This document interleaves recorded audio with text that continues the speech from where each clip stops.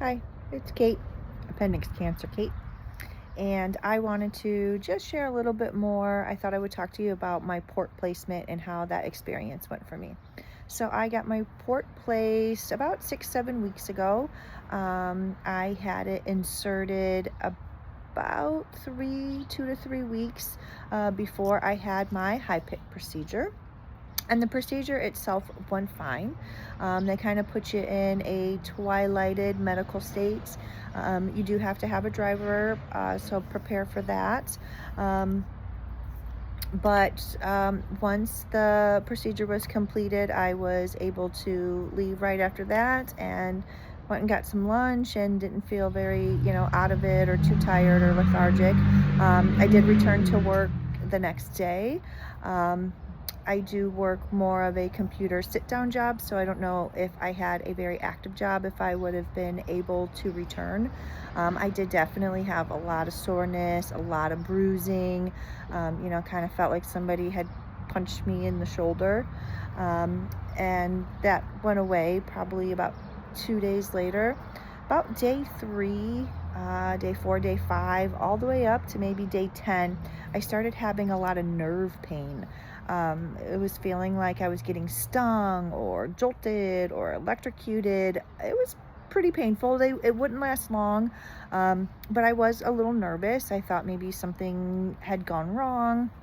And I had asked, and followed up, and they had said everything looked great, and kind of give it more time, and it did. Ultimately, things got better. Now I really don't notice it. I don't have a lot of pain. I can't really sleep on my right side. That does kind of bother me. And then I have a son who's 5 years old, and so if he brushes against it or pushes on it, it does cause me excruciating pain. Outside of that, I don't notice it very much. This particular implant that I have can stay in for 5 years. If they're not actively using it, you do have to go get it flushed every about 5 weeks on average. I have not received chemo infusion in it quite yet. I will share with you what that's like once I'm experienced that here soon. But I have had some blood draws out of that, and that was fine. I'd say it was a little bit better than getting picked in the arm, but it was kind of a similar poke. I mean, a needle poke's a needle poke, but there's definitely a peace of mind knowing that they'll kind of get it the first time, and kind of took some of that worries away. So that was nice. I will show you guys what my port looks like. So everyone that takes a look at it from a doctor's perspective says that it looks great and it's healed fine. It's barely noticeable. You can definitely feel it. You can kind of see some of the pieces poking out of here, but for the most part, pretty unnoticeable. I did just have a blood draw a couple days ago, making sure that my levels are good and I'm able to start my infusion on Monday. So there is a tad bit bruising.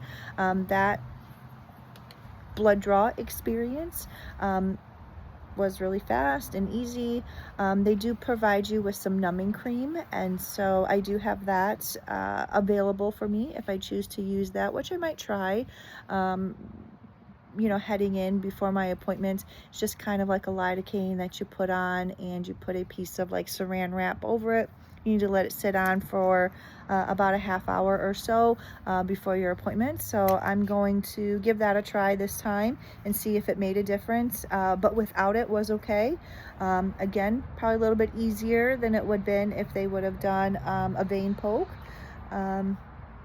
And so it hasn't been too bad. Something I can definitely live with and tolerate. And so if you are getting ready to have your port placed, I just wanted to kind of share what to expect, how things might go, how it is living with it, and reminding you that there's always blessings through the battle.